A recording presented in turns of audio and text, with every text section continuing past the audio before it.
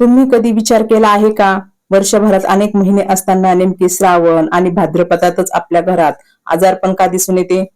एखाद्याला पोटदुखी, एखाद्याला जुलाब, एखाद्याला ऍसिडिटी, तर काहींना व्हायरल ताप, सर्दी, खोकला किंवा त्वचेचे संसर्ग होतात. काही लोकांना तर या दिवसात सतत अशक्तपणा आणि पचनाच्या तक्रारी जाणवतात. मग या 2 महिन्यात असे नेमके काय बदलते? नमस्कार, विद्यास हेल्थ अँड टिप्स या चॅनलवर तुमचे मनापासून स्वागत आहे. तर बघूया या मागे एक महत्वाचे कारण, ते म्हणजे पावसाळ्यातील वातावरण. या काळात हवेत आर्द्रता म्हणजेच ओलावा खूप वाढतो.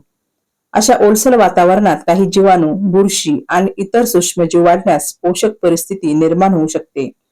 त्यामुळे अन्नपदार्थ लवकर खराब होण्याची शक्यता वाढते आणि अन्न स्वच्छ नसेल किंवा योग्य प्रकारे शिजवले नसेल तर पोटांचे विकार होण्याचा धोका वाढू शकतो. आयुर्वेदात असे मानले जाते की या काळात जठराग्नी म्हणजेच अन्न पचवण्याची क्षमता तुलनेने कमी होते. आधुनिक वैद्यकातही काही लोकांमध्ये हवामानातील बदल, कमी हालचाल आणि आहारातील बदल यामुळे पचनावर परिणाम होऊ शकतो असे मानले जाते. त्यामुळे या ऋतूत हलका, ताजा आणि स्वच्छ आहार घेण्यावर भर दिला जातो. म्हणूनच या दिवसात आपण काय खातो याला खूप महत्व आहे. योग्य भाज्या निवडल्या तर त्या शरीराला आवश्यक जीवनसत्वे, खनिजे, तंतू आणि अँटीऑक्सिडंट्स देऊ शकतात. यामुळे रोगप्रतिकार शक्तीला आधार मिळतो, पचन सुधारण्यास मदत होते आणि शरीर ताजेतवाने राहण्यास हातभार लागू शकतो. पण दुसरीकडे काही भाज्या किंवा अन्नपदार्थ स्वच्छ धुतले नाहीत, नीट शिजवले नाहीत किंवा शिळे खाल्ले तर त्याचा उलट परिणामही होऊ शकतो. म्हणूनच आजच्या या व्हिडिओमध्ये मी तुम्हाला पावसाळ्यात आवर्जून खाव्यात अशा 10 पौष्टिक भाज्यांची माहिती देणार आहे. प्रत्येक भाजीचे शरीराला होणारे फायदे, ती कशी खावी आणि कोणत्या भाज्या काळजीपूर्वक खाव्यात किंवा टाळाव्यात हेही सविस्तर सांगणार आहे. म्हणून हा व्हिडिओ शेवटपर्यंत नक्की पहा, कारण शेवटी मी पावसाळ्यातील 5 महत्वाचे स्वयंपाकाचे नियम देखील सांगणार आहे. हे नियम पाळल्यास अन्न अधिक सुरक्षित ठेवल्यास मदत होऊ शकते.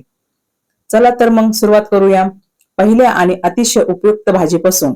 ही भाजी शरीराला थंडावा देण्यास आणि आरोग्य सुधारण्यास मदत करू शकते. ती म्हणजे दुधी भोपळा.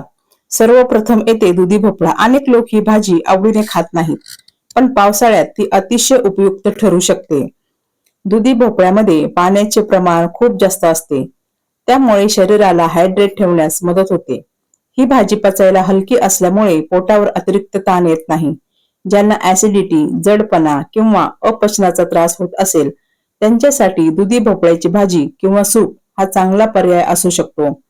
यामध्ये व्हिटॅमिन सी, काही बी समूहातील जीवनसत्वे, पोटॅशियम आणि फायबरही असते. फायबरमुळे पचन सुधारण्यास मदत होते आणि बद्धकोष्ठतेचा त्रास कमी होण्यास हातभार लागू शकतो. आयुर्वेदानुसार दुधी भोपळा शरीराला शीतलता देणारा मानला जातो. त्यामुळे पावसाळ्यात हलका आणि ताजा आहार म्हणून त्याचा समावेश करता येतो. पण एक महत्वाची गोष्ट लक्षात ठेवा, दुधी भोपळा जर चवीला कडू लागला तर तो अजिबात खाऊ नका. कडू दुधी भोपळ्यामध्ये काही नैसर्गिक विषारी घटक असू शकतात, त्यामुळे उलट्या, पोटदुखी किंवा इतर त्रास होऊ शकतो. 2. परवर. आता दुसरी भाजी म्हणजे परवर. परवरमध्ये भरपूर फायबर असते, त्यामुळे पचन सुधारण्यास मदत होते. ही भाजी तुलनेने हलकी असल्यामुळे पावसाळ्यात सहज पचू शकते. परवरमध्ये व्हिटॅमिन ए, व्हिटॅमिन सी आणि काही प्रमाणात लोह व कॅल्शियम सारखी खनिजेही असतात. त्यामुळे शरीराला आवश्यक पोषक द्रव्ये मिळतात. ज्यांना वारंवार पोट फुगणे, जडपणा किंवा बद्धकोष्ठतेचा त्रास होतो त्यांनी आठवड्यातून 1 ते 2 वेळा परवरची भाजी खाण्याचा विचार करू शकतात. तसेच वजन नियंत्रणासाठीही ही भाजी चांगला पर्याय मानली जाते, कारण त्यात कॅलरी कमी आणि फायबर जास्त असते. 3. दोडका. तिसरी भाजी आहे दोडका. दोडका हा पावसाळ्यातील अत्यंत हलका आणि पौष्टिक आहार मानला जातो. त्यामध्ये पाण्याचे प्रमाण भरपूर असते आणि तो सहज पचतो. दोडका खाल्ल्याने शरीराला आवश्यक खनिजे आणि काही प्रमाणात व्हिटॅमिन सी मिळते. फायबरमुळे पचनक्रिया सुरळीत राहण्यास मदत होते. ज्यांना पोटात जळजळ, ऍसिडिटी किंवा जडपणा जाणवत असेल त्यांच्यासाठी दोडक्याची साधी फोडणीची भाजी किंवा डाळीसोबत केलेली भाजी हा उत्तम पर्याय ठरू शकतो. पावसाळ्यात तळलेले मसालेदार पदार्थ खाण्यापेक्षा अशा साध्या भाज्या खाल्ल्यास पोटावर कमी ताण येतो. 4. कारले. चौथी भाजी म्हणजे कारले. कारले म्हटले की अनेक जण नाक मुरडतात, पण कारल्यामध्ये अनेक उपयुक्त वनस्पतीजन्य घटक आणि अँटीऑक्सिडंट्स असतात. काही संशोधनामध्ये कारल्याचा रक्तातील साखरेवर परिणाम होऊ शकतो असे दिसून आले आहे. मात्र मधुमेहाची औषधे घेत असाल तर कारल्याचे जास्त सेवन करण्यापूर्वी डॉक्टरांचा सल्ला घेणे महत्वाचे आहे. कारले पचन सुधारण्यास मदत करू शकते. काही लोकांमध्ये भूक वाढण्यासही मदत होते. पण लक्षात ठेवा, कोणतीही भाजी औषधाचा पर्याय नाही. कारले खाल्ल्याने मधुमेह पूर्णपणे बरा होतो असे म्हणणे चुकीचे आहे. 5. भेंडी. आता 5वी आणि अतिशय लोकप्रिय भाजी म्हणजे भेंडी. भेंडीमध्ये विद्रव्य तंतू म्हणजे सोल्युबल फायबर भरपूर असते. त्यामुळे पचन सुधारण्यास मदत होते. भेंडीमध्ये vitamin C, vitamin K, folate आणि अनेक अँटीऑक्सिडंट्स असतात. ही भाजी पोट जास्त वेळ भरल्यासारखे वाटण्यास मदत करू शकते. त्यामुळे वजन नियंत्रणासाठीही ती उपयुक्त ठरू शकते. भेंडी शिजवताना ती पूर्णपणे स्वच्छ धुणे महत्वाचे आहे. पावसाळ्यात भाज्यांवर माती किंवा इतर दूषित घटक असू शकतात. त्यामुळे स्वच्छता अत्यंत आवश्यक आहे. 6. लाल भोपळा. 6वी भाजी म्हणजे लाल भोपळा. अनेक घरांमध्ये ही भाजी फारशी आवडीने खाल्ली जात नाही, पण पौष्टिकतेच्या बाबतीत लाल भोपळा खूप समृद्ध आहे. लाल भोपळ्यामध्ये बीटा कॅरोटीन भरपूर प्रमाणात असते. हे शरीरात जाऊन व्हिटॅमिन ए मध्ये रूपांतरित होते. व्हिटॅमिन ए आपल्या डोळ्यांच्या आरोग्यासाठी, त्वचेसाठी आणि रोगप्रतिकार शक्तीसाठी महत्वाचे आहे. याशिवाय लाल भोपळ्यात व्हिटॅमिन सी, फायबर आणि पोटॅशियमही असते. फायबरमुळे पचन सुधारण्यास मदत होते आणि पोट जास्त वेळ भरल्यासारखे वाटू शकते. पावसाळ्यात तळलेले पदार्थ खाण्यापेक्षा लाल भोपळ्याची साधी भाजी, सूप किंवा डाळीमध्ये घालून खाल्ल्यास अधिक पौष्टिक आहार मिळू शकतो. 7. ढोबळी मिरची. आता 7वी भाजी म्हणजे ढोबळी मिरची. हिरवी, लाल किंवा पिवळी कोणतीही ढोबळी मिरची असो, ती पोषक द्रव्यांनी समृद्ध असते. विशेष म्हणजे ढोबळी मिरचीमध्ये व्हिटॅमिन सी भरपूर असते. हे जीवनसत्व शरीराच्या रोगप्रतिकार शक्तीला आधार देण्यास मदत करते आणि जखम भरून येण्याच्या प्रक्रियेतही महत्वाची भूमिका बजावते. यामध्ये अँटीऑक्सिडंट्सही भरपूर असतात, जे पेशींना ऑक्सिडेटिव्ह ताणापासून संरक्षण देण्यास मदत करतात. तुम्ही ढोबळी मिरचीची भाजी, सूप किंवा इतर भाज्यांसोबत परतून खाऊ शकतात. मात्र ती नेहमी स्वच्छ धुवूनच वापरा. 8. गाजर. 8वी भाजी म्हणजे गाजर. गाजर हे केवळ हिवाळ्यातच नव्हे तर वर्षभर खाण्यासारखे पौष्टिक अन्न आहे. गाजरामध्ये beta carotene, fibre, vitamin K आणि पोटॅशियम असते. बीटा कॅरोटीनमुळे डोळ्यांच्या आरोग्यास मदत होते. फायबरमुळे पचन सुधारण्यास मदत होते आणि बद्धकोष्ठतेचा त्रास कमी होण्यास हातभार लागू शकतो. जर गाजर वापरत असाल तर पावसाळ्यात ते नीट धुवून आणि शक्यतो शिजवून खाणे अधिक सुरक्षित ठरू शकते. नंबर 9. रताळे. 9वी भाजी म्हणजे रताळे. रताळे हे ऊर्जा देणारे आणि पौष्टिक असे अन्न आहे. यामध्ये complex carbohydrates, fibre, vitamin A, vitamin C आणि पोटॅशियम असते. सकाळच्या नाश्त्यात किंवा संध्याकाळच्या वेळेला उकडलेले रताळे खाल्ल्यास बराच वेळ पोट भरल्यासारखे वाटू शकते. ज्यांना सतत भूक लागते किंवा बाहेरचे स्नॅक्स खाण्याची सवय आहे, त्यांच्यासाठी ही रताळे हा चांगला पर्याय ठरू शकतो.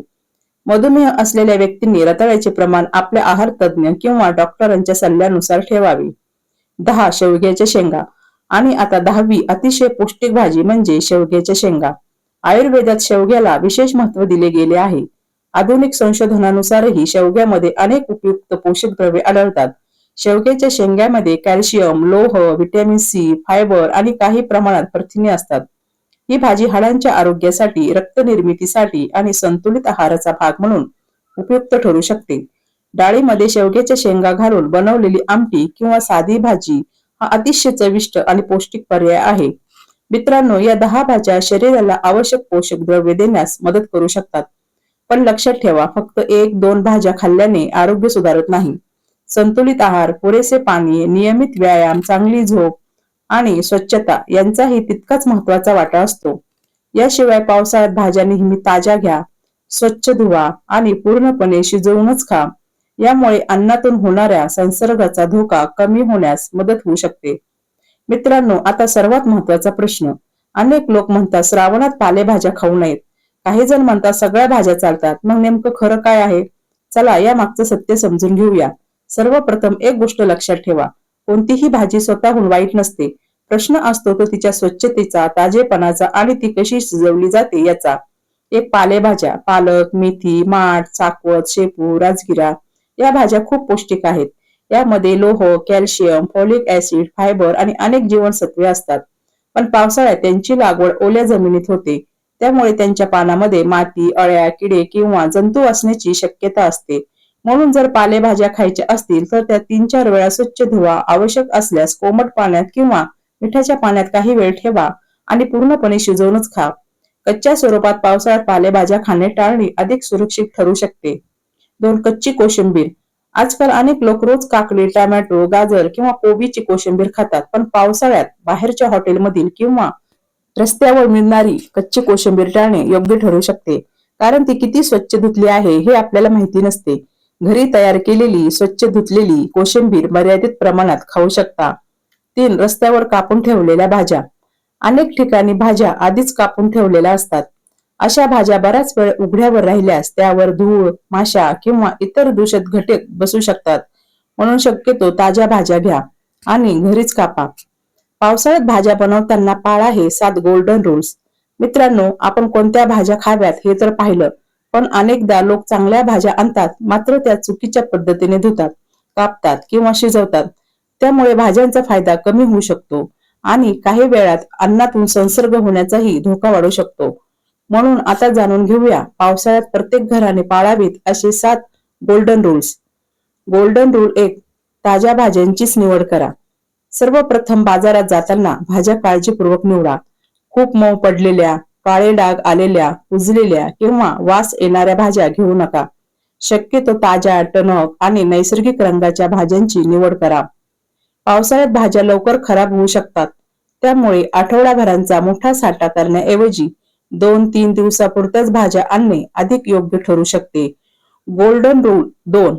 भाज्या प्रथम धुवा नंतरच कापा. ही चूक अनेक जण करतात. आधी भाजी कापतात आणि मग धुतात.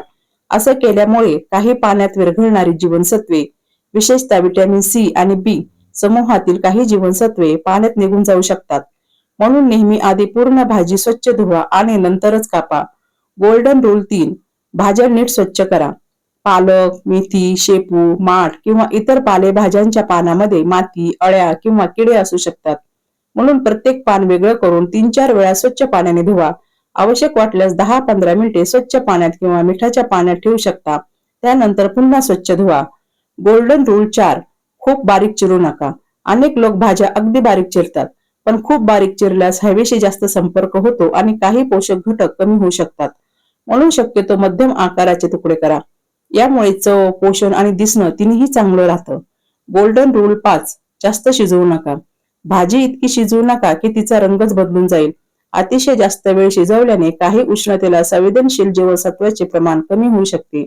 भाजी मऊ होईपर्यंत शिजवा, पण अनावश्यकपणे जास्त वेळ गॅसवर ठेवू नका. Golden rule 6. शिळी भाजी वारंवार गरम करू नका. आजची भाजी उद्या पुन्हा पुन्हा गरम करून खाण्याची सवय टाळा. पावसाळ्यात अन्न लवकर खराब होण्याची शक्यता असते. शक्यतो जेवढी गरज आहे तेवढीच भाजी बनवा. उरलेली भाजी योग्य प्रकारे थंड करून फ्रीजमध्ये ठेवा आणि एकदाच गरम करून वापरा. Golden rule 7. स्वच्छता हीच सर्वात मोठी औषध. भाज्या धुताना वापरलेले पाणी स्वच्छ असावे. चॉपिंग बोर्ड, सुरी आणि भांडी स्वच्छ असावीत.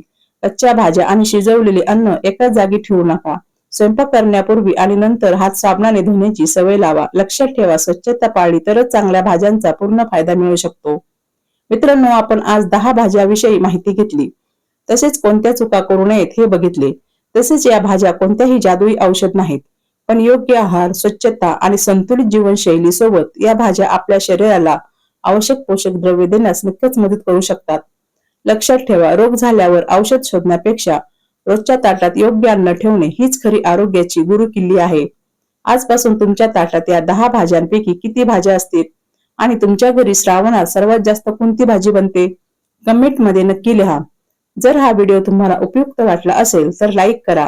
आपल्या कुटुंबीय आणि मित्रांसोबत शेअर करा, कारण ही माहिती प्रत्येक घरापर्यंत पोहोचणे गरजेचे आहे. आणि अशाच वैज्ञानिक माहिती, आयुर्वेदातील उपयुक्त गोष्टी आणि रोजच्या जीवनात उपयोगी पडणाऱ्या आरोग्यविषयक टिप्ससाठी विद्यास हेल्थ अँड टिप्स चॅनलला सबस्क्राईब करा. पुढच्या व्हिडिओमध्ये आपण पुन्हा भेटू एका नवीन आणि आरोग्यदायी विषयासह. तोपर्यंत स्वतःची आणि आपल्या कुटुंबाची काळजी घ्या. धन्यवाद.